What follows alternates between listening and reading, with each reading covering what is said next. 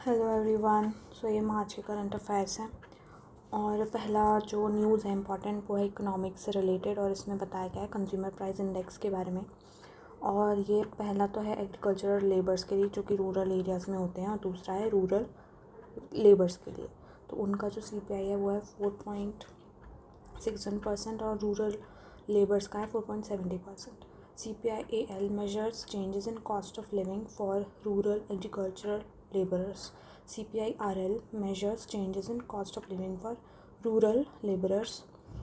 जो इसका base year है वो 1986 और 87 है, reference point for comparing statistical changes over time. Next news है जुमोई बिनंदिनी 2025 सेलिब्रेटिंग असम्स टी हेरिटेज। तो रिसेंटली ये जुमोई डांस जो ये फेस्टिवल हुआ था जो कि असम की टी ट्राइब्स जो इनका ट्रेडिशन है उसको बोलते हैं Jhumoir dance, traditional folk dance Assam की आदिवासी टी ट्राइब्स का। और ये सर्कुलर फॉर्मेशन में परफॉर्म किया जाता है, rhythmic footwork etcetera. Cultural significance क्या है कि reflects unity and struggle of Assam tea garden communities. और की फैक्ट्स क्या है टी के बारे में कि इसका जो ओरिजिन है इंडिया में वो ब्रिटिशर्स द्वारा किया गया था, वो लोग लेकर आए थे चाय इंडिया में और वैसा प्लांटेशन क्रॉप की तरह उसको किया जाता था, प्योरली कमर्शियल। कैरेक्टरिस्टिक प्लांट्स कौन कौन से हैं? कोमेलिया सिनेसिस और कमेलिया असामिका। और इसको दार्जिलिंग टी जो कि असम में होती है, ऑर्थोडॉक्स टी नीलगिरी में होती है, ये फेमस उसकी वैरायटीज़ हैं। और जो असम की जो टी ट्राइब्स थी वो सेंट्रल इंडिया से माइग्रेट करके गई थी 19th सेंचुरी में। और migration history 17% of Assam's population जो है माइग्रेटेड है, जो कि टी प्लांटेशन का काम करती है। इसको ज्योग्राफिकल इंडिकेशन भी मिला हुआ है। इंडिया है second largest producer of T and fourth largest exporter. South India में सबसे ज़्यादा प्रोडक्शन होता है 17%, जो कि होता है तमिलनाडु, केरला और कर्नाटका में। Tea board of India is a statutory body established in 1954 under T act of 1953 which is under ministry of commerce. इसके हेडक्वार्टर्स जो है कोलकाता में है और ओवरसीज़ ऑफिस लंदन, दुबई और मॉस्को में है। इसके जो मेंबर्स हैं वो 31 बोर्ड मेंबर्स हैं इसमें। नेक्स्ट इज़ अनवर अली सरकार केस ऑफ रीजनेबल क्लासिफिकेशन। सो ये वाला जो केस है वो आर्टिकल 14 से रिलेटेड है, इक्वालिटी बिफोर लॉ। ये जो केस है वो बेस्ड है conviction under West Bengal special courts act of 1950। इसमें क्या होता था कि जो सुप्रीम कोर्ट ने क्या हुआ था कि इनवैलिडेट कर दिया था laws as it enabled arbitrary referral to special courts. और इसमें इंट्रोड्यूस किया गया था reasonable classification test under article 14। Components क्या क्या हैं? Based on clear and reasonable distinction must be logically connected to law's purpose, should address social or policy needs without violating rights. Larger group cannot be selected. No class legislation. ठीक है। और it is a legal principal under article 14, ये सारा जिसमें दिया हुआ है। Then there is Jan Aushadhi दिवस which was celebrated on March 7th, raising awareness about affordable generic medicine under the प्रधानमंत्री जन औषधि परियोजना। और इसको इनिशिएट किया गया था 7 मार्च 2019 में। 2019 में इसको शुरू किया गया था और इसी इनिशिएटिव के अंदर जन औषधि वीक बनाया जाता है 1 मार्च से 7 मार्च तक पूरे देश में। और इस बार की जो थीम थी वो थी दाम कम दवाई उत्तम। And it was originally launched in 2008 as the Jan Aushadhi scheme which was under ministry of chemicals and fertilisers, जिससे कि लोगों को अफोर्डेबल मेडिसिन दी जा सके। और 2015 में इसको रीनेम कर दिया गया था। और हाँ, इसको रीनेम कर दिया गया था और 2015 में इसको रिवैम्प करा गया था और 2016 में इसको रीनेम कर दिया गया था। इससे 50 से 80% लोअर प्राइस पे आपको जो दवाइयाँ मिल जाती हैं। और ये बेसिकली उन लोगों के लिए है जो हैं विमेन, एक सर्विसमैन, दिव्यांग पर्सन और SC/ST, क्योंकि उनको दिक्कत रहती है दवाई वगैरह ख़रीदने में, इसलिए। Status of spice in India 11.14 million tons of spices produced in the year 2022-23. India produces 75 out of 109 spices variety listed in International Organization for Standardization. तो सबसे ज़्यादा कौन कौन से स्पाइसेस प्रोड्यूस होते हैं? Chilli, cumin, turmeric, ginger, coriander, और जो है 70% of total production. Largest spices producing state कौन कौन से हैं? मध्य प्रदेश, राजस्थान, गुजरात, आंध्र प्रदेश, तेलंगाना, कर्नाटका, महाराष्ट्र, असम। ये है, ठीक है। India holds only, but concerns क्या क्या है कि सिर्फ 0.7% global seasoning market India hold करता है, बाकी का चाइना और यूएस होल्ड करता है। Only 48% of exports being processed products, और इसमें अडल्ट्रेशन जैसे कि पेस्टिसाइड के रेसिड्यू या फिर डैमेज जो होता है उससे क्या होता है, इंडिया की रेपुटेशन ख़राब होती है और फिर लोग उनसे स्पाइसेस नहीं लेना चाहते हैं। तो ऐसे बहुत सारे मेजर्स लिए जा रहे हैं जैसे कि एक्सपैंड हो स्पाइसेस का प्रोडक्शन और उनका एक्सपोर्ट। इसके अलावा क्या है, major exports include pepper, cardamom, celery, fennel, fenugreek, garlic, nutmeg, curry powder, spice oils, ये सारा है। Chillies are the top exported spices accounting for 31% of total spice exports. India exports spices to 300 destinations worldwide, और competition भी बढ़ता जा रहा है Madagascar, Thailand etcetera से। और स्पाइसेस बोर्ड ऑफ इंडिया भी है जो कि इस्टेब्लिश किया गया था through the spices board act of 1886 which functions under ministry of commerce and industry. और इसमें जो है इनके अलग अलग इनिशिएटिव्स रहते हैं। Then comes what is EPIC number. It was introduced in 1993 under the registration of electors to rule 1960. A 10-digit alphanumeric voter ID number issued by Election Commission of India to each registered voter. It is designed to prevent voters impersonation and electoral fraud. तो इसके बारे में इतना ही था। और अभी कुछ fraud का आ रहा था तो ECI ने बोला था कि जिस सॉफ्टवेयर से जो कि एरोनेट है उसके थ्रू मैन्युअली एंटर करने पे कुछ गलतियाँ हो जाती है जिसके कारण ये हो सकता है। Then comes Madhav National Park, which is located in Chambal region of Madhya Pradesh. It has been declared India's 58th tiger reserve and MP's 9th tiger reserve. The reserve currently houses 5 tigers. तो इस national park में currently 5 tigers हैं और इसको अभी एक tiger reserve घोषित कर दिया गया है। शिवपुरी डिस्ट्रिक्ट में लोकेटेड है। It is part of upper Vindhya hills which was historically hunting grounds for Mughals and Maharaja of Gwalior. इसको नेशनल पार्क बनाया गया था 1958 में। और इसका जो इकोसिस्टम है कैसा है, ड्राई डेसिडियस है, थॉर्न फॉरेस्ट है, स्पीशीज़ जैसे कि nilgai, leopard, tiger, chinkara, chousingha etcetera.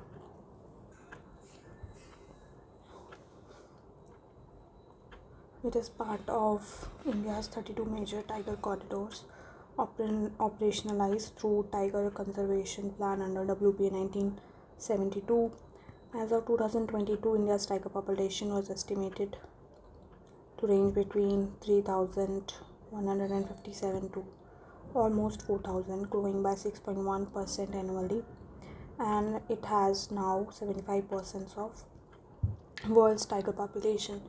सो MP के और दूसरे टाइगर रिजर्व्स कौन कौन से हैं, तो Kanha, then Pench, then Bandhavgarh, then Satpura, Panna, Sanjay Dubri, Veerangana Durgavati, Ratapani and Madhav. This is latest one. Okay, tiger की जो इंडिया का जो नेशनल एनिमल है that is royal Bengal tiger which is Panthera tigris, और उसकी सब स्पीशीज़ में आती हैं the continental one which is called Panthera tigris and the Sonda one which is Panthera tigris sondaica. इनका हैबिटेट क्या है, tropical rain forest, evergreen forest, temperate forest, mangrove swarms, क्योंकि वो जैसे कि जो बंगाल टाइगर है ये अपने रहता है सुंदरबंस में, देन ग्रासलैंड, देन सवानास, तो इसका हैबिटेट है। टाइगर पॉपुलेशन 13 कंट्रीज़ में पाई जाती है, India, Nepal, Bhutan, Bangladesh, Myanmar. So this is like the Indian subcontinents की कंट्रीज़ हो गई, India, Nepal, Bhutan, Bangladesh, Myanmar. Okay, फिर इसके अलावा Russia, China, Thailand, Malaysia, Indonesia, Cambodia, Laos, Vietnam, इन तीनों कंट्रीज़ में एक्सटेंट हो चुकी हैं, IUCN ने अनाउंस कर दिया है। प्रोटेक्शन स्टेटस क्या है, IUCN रेड लिस्ट के एंडेंजर्ड में आता है और साइट्स के अपेंडिक्स 1 में आता है। थ्रेट्स का क्या है, हैबिटेट लॉस है, पोचिंग और एंड इलीगल ट्रेड है, ह्यूमन वाइल्ड कॉन्फ्लिक्ट है। Vanuatu's CBI program. What is CBI program? It is Citizenship by Investment Program, which is also known as Golden Passport. So Vanuatu Island is उसकी capital port villa है, और Henley passport index 2025 में उसकी rank थी 53rd, India की थी 80th। इसकी location देख लेते हैं, ऑस्ट्रेलिया के ये आ जाएगा नॉर्थ ईस्ट साइड में ऑस्ट्रेलिया के, उसके साउथ में न्यूजीलैंड आता है, और ये दोनों चारों तरफ से पैसिफिक ओशन से घिरा हुआ है। इसके आसपास के आइलैंड कौन कौन से, Solomon Islands, Nauru, Kiribati, Tuvalu Islands, Wallis and Futuna जो कि फ्रांस की टेरिटरी है, फिजी और पापुआ न्यू गिनिया, और न्यू कैलेडोनिया जो कि फ्रांस की टेरिटरी है। फिर यहाँ पे आता है न्यूजीलैंड और यहाँ पे आ जाता है ऑस्ट्रेलिया। ठीक है। Pelicans and painted storks like sighted at the Indira Gandhi zoological park at Visakhapatnam. तो पेलिकन्स के बारे में पहले पढ़ लेते हैं। ये वाटर बर्ड्स होती है जिनका लॉन्ग बीक होता है और लार्ज थ्रोट पाउच होता है। और pelicans are highly social birds और वो कॉलोनीज़ में रहती हैं, कार्निवोर्स होती हैं, फिश खाती हैं, एक्सेट्रा एक्सेट्रा। इसके बाद अंटार्कटिका के सिवाय हर जगह पाई जाती हैं और मेनली कोस्टल और इनलैंड वाटर्स में रहती हैं ये।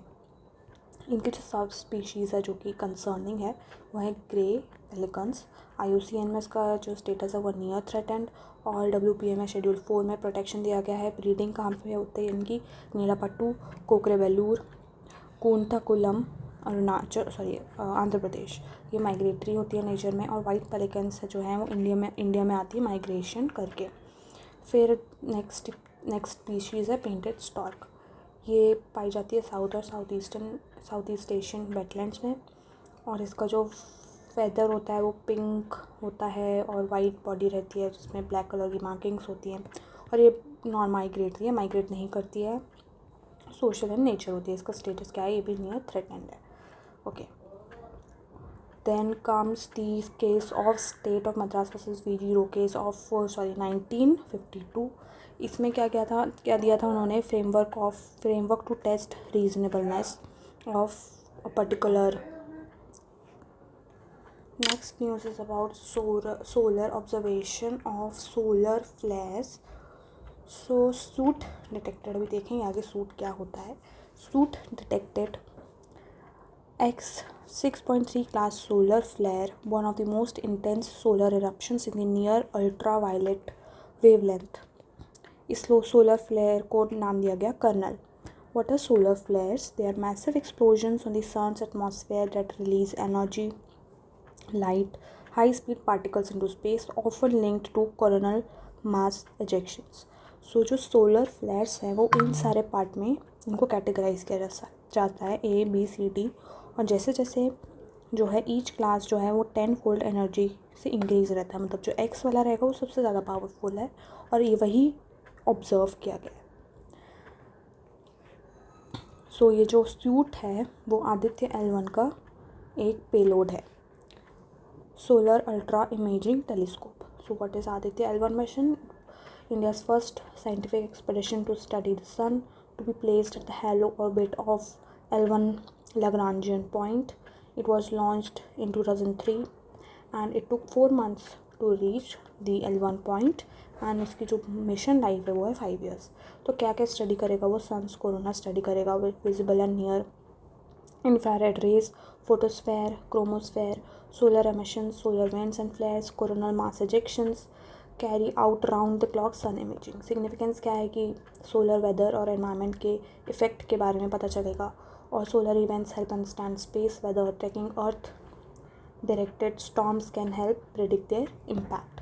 तो जो लॉन्च व्हीकल था वो था PSLV C57। और पेलोड्स में क्या क्या था? Visible line emission coronagraph VLEC जो कि इसका प्राइमरी लोड है। फिर आता है सूट, फिर solar low energy X-ray spectrometer SOLEX, Aditya solar wind particle experiment ASPEX, high energy L1 orbiting X-ray spectrometer HEL1OS, plasma analyser package for Aditya, then advanced triaxial high resolution digital magnetometer. तो ये सारे अलग अलग जो इसके पेलोड्स हैं वो हैं। फिर what is Lagrange point? It was named after Italian French mathematician Joseph Louis Lagrange, positioned in space where gravitational forces of two body systems, example sun and earth, produce enhanced region of attraction and repulsion. Spacecrafts placed at L points consume lower fuel to remain in position. It will provide ISRO continuous view of sun without eclipses. Okay, then next is the State of India's Digital Economy Site Report of 2025 which was published by ICRIER। और इन्होंने chips framework use किया था जो कि है zips framework में क्या था, framework to measure digitalization focusing on technology, economic and societal factors. Connect, harness, innovate, protect, sustain. CHIPS framework. India is third largest global economy but ranks only 28th in digital user spending. India's AI positioning. India is 11th in AI research and 16th in AI infra. उनके आगे कौन कौन सी countries है, US, China, south Korea, Singapore, Netherlands, जो कि AI innovation में lead करते हैं. When considering both economic size and digital user economy, India ranks 8th globally. Okay, fine. Then comes river Thames algae bloom. तो climate change increase के कारण algae Bloom हो रहा है थेम्स में, जो कि इंग्लैंड की रिवर है. इसमें एल्गी ब्लूम फॉस्फोरस के 80% रिडक्शन के बाद भी हो रहा है. और एल्गी ब्लूम क्या होता है, over growth of microscopic algae और algae like bacteria in fresh salt और brackish waters. Rising river temperature is driving the growth of spring diatom blooms in summer, cyanobacterial blooms which deplete oxygen, harm aquatic life and increases drinking water treatment cost. Algae blooms also restrict recreational activities. और जो concentration है यहाँ पे phosphorus का वो safe limit से बहुत ज़्यादा जाता है, इसलिए यहाँ पे एल्गी ब्लूम हो रहा है. Excess of nitrogen phosphorus block sunlight and deplete oxygen, threatening marine ecosystem. River Thames के बारे में पढ़ लेते हैं. It is 346 kilometre long river. It is longest in England and second longest after river Severn in UK. फिर origin कहाँ से होती है, थेम्स हेड से, और नॉर्थ सी में ये ड्रेन होती है. और ड्रेन होने से पहले ये थेम्स एस्चुरी बनाती है with Nore sandbank at its mouth. Okay, so river देख लेते हैं. देखो, यह थेम्स रिवर यह जा रही है नॉर्थ सी में. नॉर्थ सी के नेबरिंग कंट्री जो हैं सराउंड कर रही हैं वो कौन कौन सी, स्कॉटलैंड है, इंग्लैंड, देन नेदरलैंड्स, बेल्जियम, यहाँ पे इस साइड पे नॉर्वे है. ओके, और ये ड्रेन होके यहाँ पे जा रही है. Then causes of algae bloom क्या क्या हो सकते हैं. अबंडेंट सनलाइट है, बहुत ज़्यादा सनलाइट मिल रही है, टेम्परेचर्स हाई है, pH लेवल हाई है, वाटर जो है वो बह नहीं रहा है, एक जगह रुका हुआ है. एक्सेस ऑफ न्यूट्रिएंट्स हो रहे हैं. एक्सेस न्यूट्रिएंट्स के क्या क्या सोर्स हो सकते हैं, जैसे कि फर्टिलाइज़र रन ऑफ हो रहा है, animal waste, chemical discharge and waste. Urban life में जैसे सीवेज और वेस्ट वाटर रन ऑफ जो होता है. Climate change is increasing the frequency और and severity of blooms due to कि जो वाटर और एयर के टेम्परेचर बढ़ रहे हैं, ड्रॉट ऑफ फ्लडिंग बढ़ रही है, सैलिनिटी बढ़ती जा रही है, CO2 का जो अमाउंट है वो बढ़ता जा रहा है, sea level rise and coastal up swelling.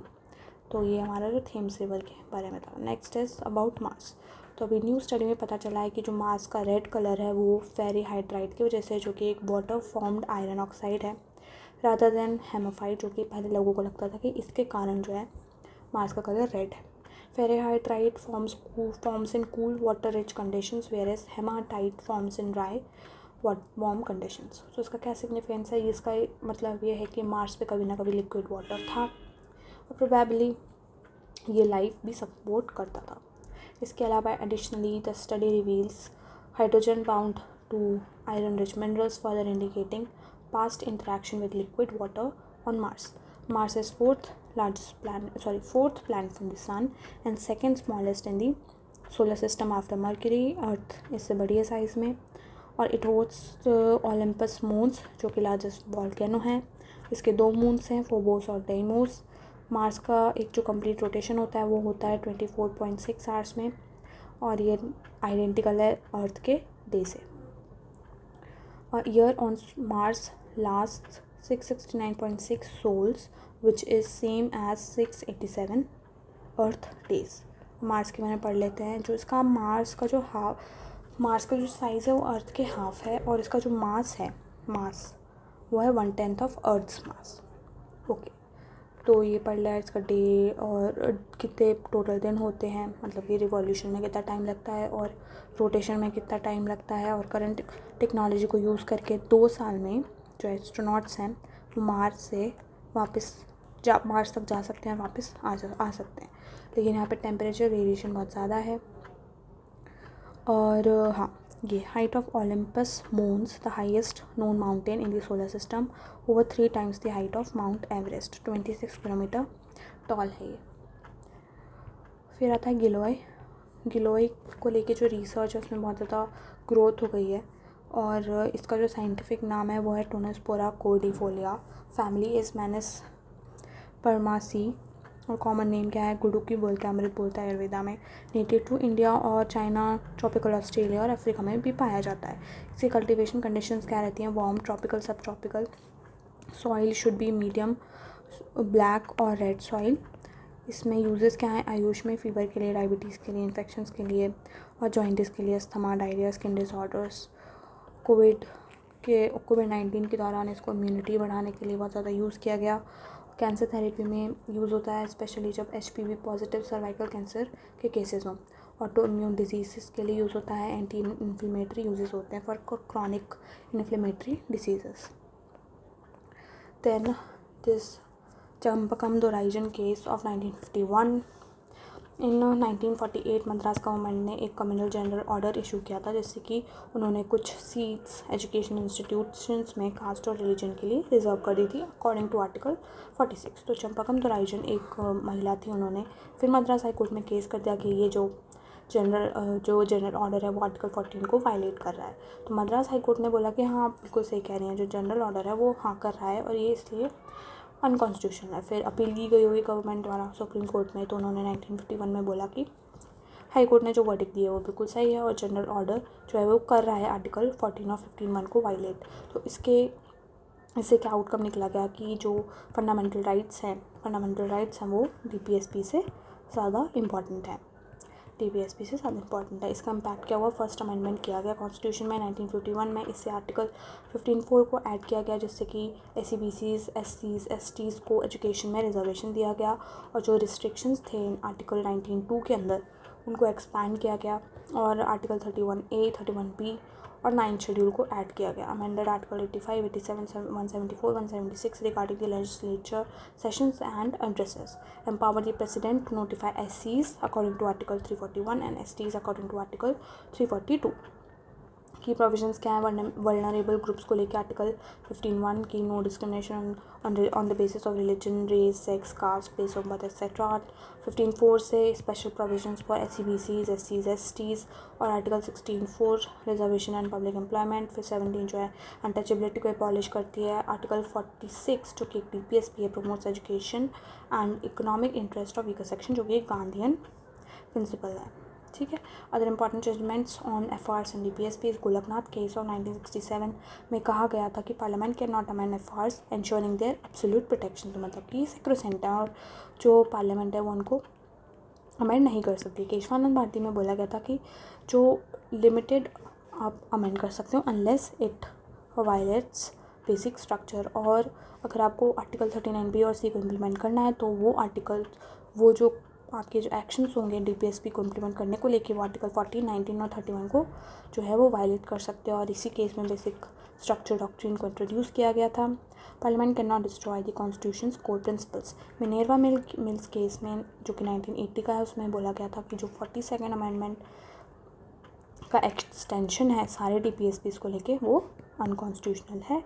और harmonious balance between FRs and DPSP, current position क्या है कि फंडामेंटल राइट्स हैं प्रिवेल ओवर DPSPs और वो ज़्यादा इंपॉर्टेंट है, बट पार्लियामेंट FRs को अमेंड कर सकती है to give effect to article 39B and C। फिर है फार्मर्स अर्निंग के बारे में, इसको थोड़ा ही देख लेते हैं क्योंकि मुझे इतना इम्पोर्टेंट नहीं लगा। RBI conducted, reserve bank of India ने एक नेशन वाइड सर्वे कंडक्ट किया across 18 states covering 12 rabi crops, और उसमें उन्होंने इनपुट्स गैदर किए फार्मर से, ट्रेडर्स से, रिटेलर्स से। उनकी फाइंडिंग्स क्या थी, farmers share in consumer prices.